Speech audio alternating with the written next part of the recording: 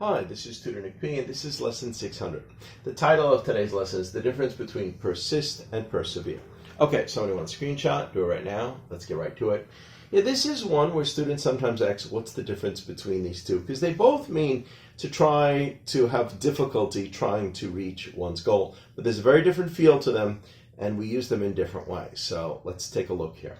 If someone persists in doing something, he or she continues to do it and push with a lot of effort, even though others are against it. So that's usually the idea with persisting. You're going against somebody else's will, or somebody else is not happy with it. Persist can also mean that something undesirable continues to exist. So that's a second use. Let's continue. If someone perseveres with something, one continues to keep trying with adversity and difficulties, and he hopefully will at least survive or eventually reach one's goal. All right, let's continue.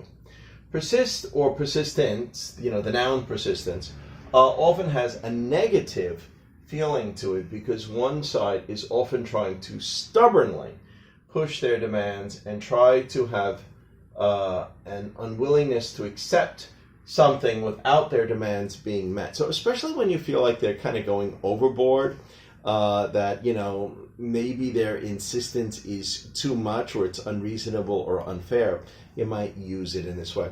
It would be slightly different if they're trying to persist about something they feel, is their rights and somebody's abusing their rights. That's a different story. But with persist, we often use it kind of in this way. Let's continue. Persevere is more about having the willingness to continue on through adversity or difficulty. Persevere is more about surviving and hopefully eventually reaching one's goal. So persevere is more positive, and we feel good that somebody got through these bad times and they finally reached the goal. Persist is more negative because, again, we feel like somebody's trying to push their wishes or their desires on other people, often in a way that's not always fair or right. All right, let's continue. All right, and we got 6 examples here to show just how it's used. So here's the first one. She persisted that we do things her way, even though we were not in favor of it. So this could be just one sort of pushy or bossy person is just trying to push their way, even though the others were like, well, I don't really know. Maybe they're just not standing up to this person. Number 2, that company persisted in its demands for its employees to be vaccinated against COVID or, COVID-19. Even though many were unwilling and would rather be terminated, would rather be fired than to be forced to be vaccinated. So in this sense, we feel like the company is trying to push, its demands on them. And the employees, at least some, maybe some went along with it, maybe some happily did it, maybe some just did it because they were being pushed, but there's others that maybe just didn't want to do it either way. Let's continue.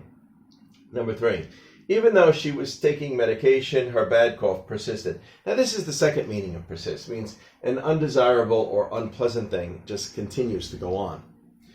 All right, number 4 here, she never gave up and persevered through the difficult times. Yeah, again, so this is the idea that you survived through this and eventually maybe you reached your goal. So you had a lot of difficulties, but you eventually got through them.